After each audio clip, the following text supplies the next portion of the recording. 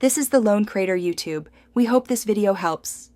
You open Capture Visualizer and jump right into live capture, so start now. First, pick the project or file you will analyze. This binds settings. Then set buffer size and sampling rate, make sure they match your source and aim for low latency. Choose the input source and confirm permissions on the system. Once done, press Start Capture. You'll see incoming data populate the timeline. Watch initial spikes to verify signal presence, and if levels look wrong, adjust gain before proceeding. You now analyze the captured data using waveform and spectrogram views. Switch between them to catch both timing and frequency details. Use event markers to tag anomalies and apply filters or smoothing to reduce noise. Explain why each filter matters for your goal. Compare real-time traces versus recorded playback to confirm consistency.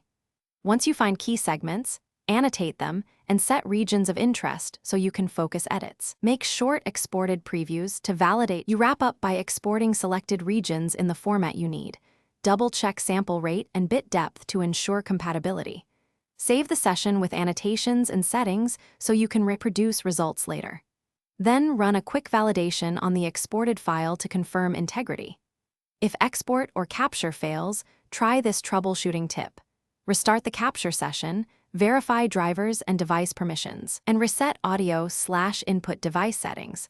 Often a single restart or permission change clears intermittent issues and restores normal operation. Thanks for watching. Consider subscribing if we helped you.